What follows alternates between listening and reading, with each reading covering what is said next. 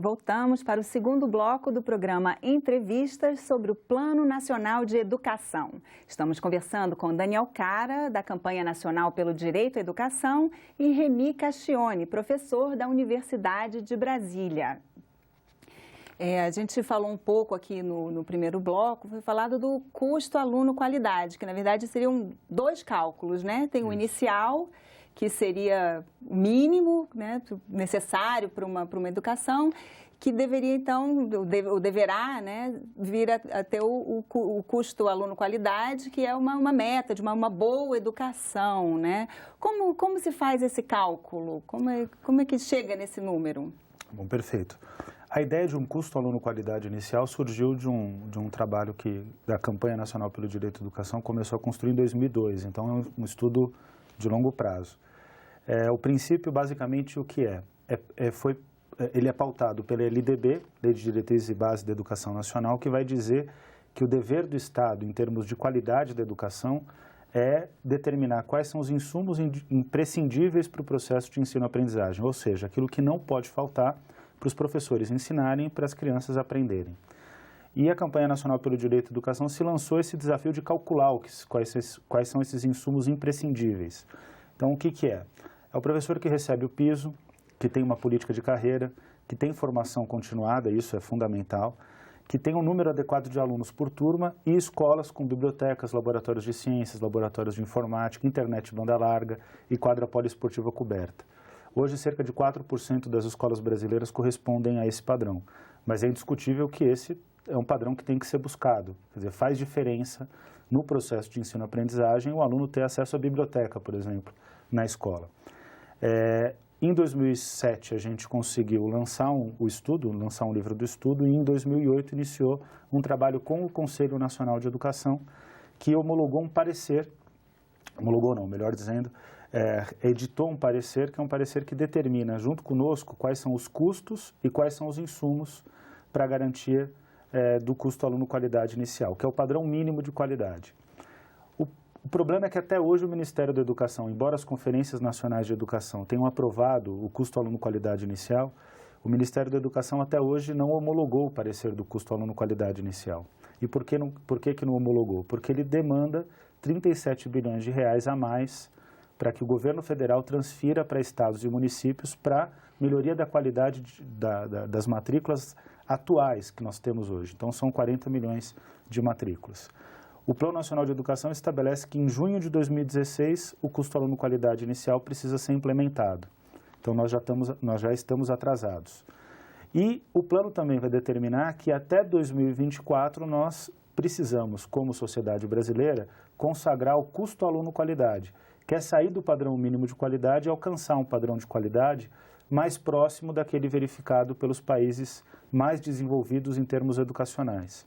O que vai significar isso? Uma remuneração melhor para os professores. Esse é o principal critério de melhoria que o Brasil precisa desenvolver para a garantia de um processo de ensino-aprendizagem melhor. Por que os professores são centrais? Porque efetivamente são eles que conduzem a política de educação. E na realidade, o diagnóstico do PNE é que os professores recebem cerca de 60% do que os demais profissionais com a mesma escolaridade. Então, recebem abaixo do que deveriam. Então, esse é o desafio do custo aluno-qualidade inicial e do custo aluno-qualidade, e o porquê ele ainda não saiu do papel é basicamente uma questão econômica.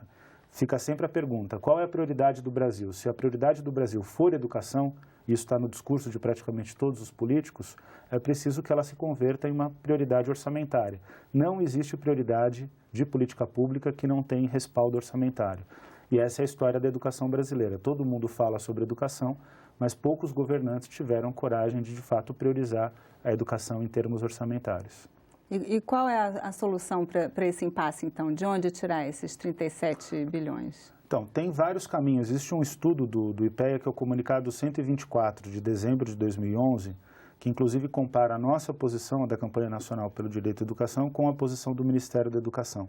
E vai dizer que a nossa posição ela é mais correta e aponta o caminho para alcançar esse recurso. Basicamente, a alteração da política tributária, cobrar mais de quem tem mais. No Brasil é o inverso, se cobra mais imposto de quem tem menos. é aproveitar os recursos não renováveis, como, por exemplo, o petróleo, mas também os demais minerais. E tem uma questão que é fundamental, que é rever o orçamento público brasileiro, ver onde pode se modificar a maneira de distribuição das prioridades no orçamento público brasileiro. Essas 3 possibilidades garantiriam a resolução do problema.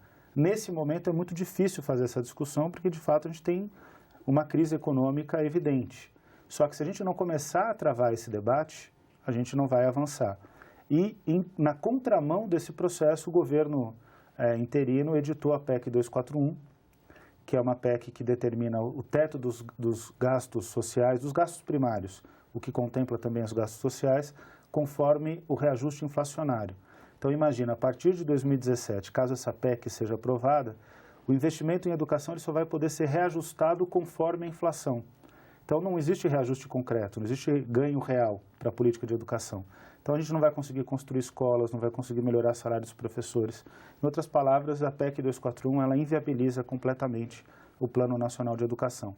Então, a gente deveria estar indo no caminho de buscar novos recursos, mas o que está acontecendo hoje no debate congressual é retroceder nesse princípio e, na realidade, não ter nenhum recurso novo para as áreas sociais, especialmente para a educação. Então, é bastante grave o momento. Agora, mas mesmo como você também citou, né, assim, poucos governos priorizaram, mesmo quando já, né, chegou a ser lema, né, do governo anterior, mas ainda assim esses 2 primeiros anos o plano não conseguiu decolar, né, assim, talvez além de conseguir captar o recurso também precisa chegar, né, lá no município, onde ele tem que ser aplicado, né? O que dá para dizer, para ser bem franco, e essa avaliação tem que ser feita com tranquilidade, é que a política de ajuste fiscal do Joaquim Levy praticamente inviabilizou os 2 primeiros anos do plano.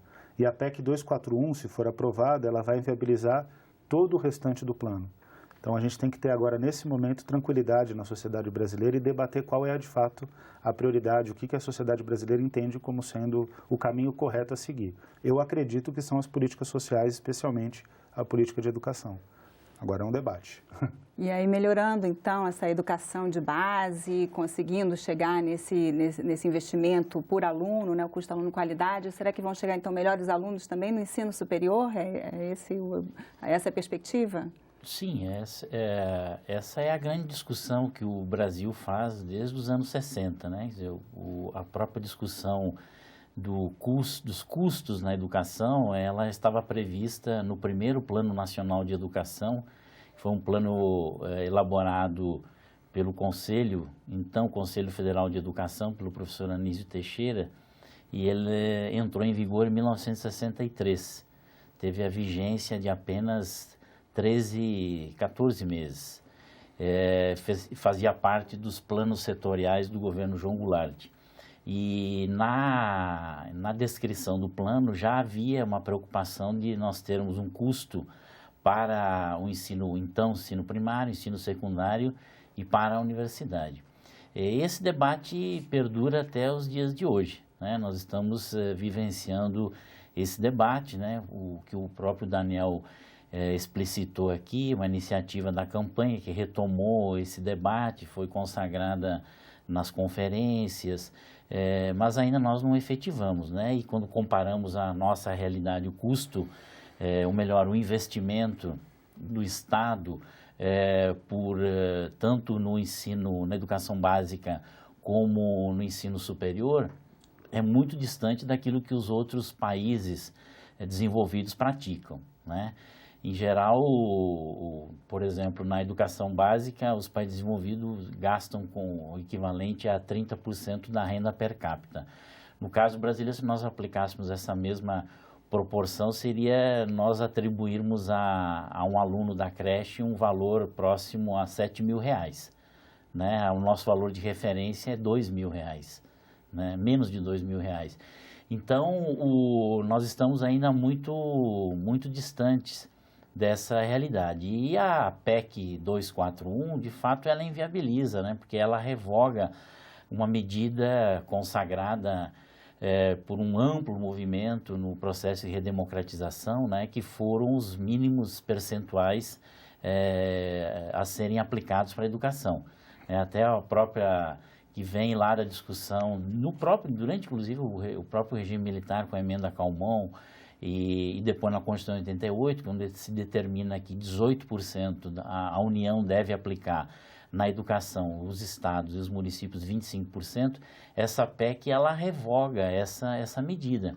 E aí cai por terra uma grande conquista que a área de educação teve, né? Foi a única política que na Constituição de 88 assegurou os mínimos percentuais a serem investidos, né?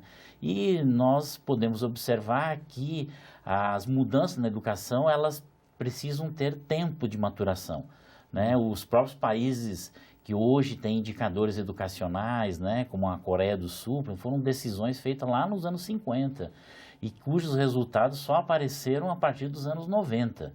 Né? Se nós pegarmos o que era a Coreia lá nos anos 60, 70, era muito próximo do que o Brasil era. E hoje está exatamente ao contrário, né?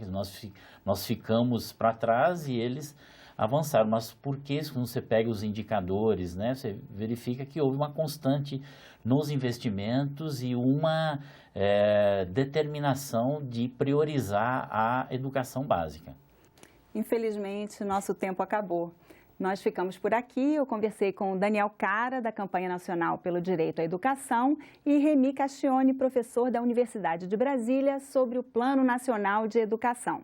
Se você tiver críticas ou sugestões, ligue para o Alô Senado no número 0800 61 2211. Para ver de novo este ou outros programas da TV Senado, acesse senado.leg.br.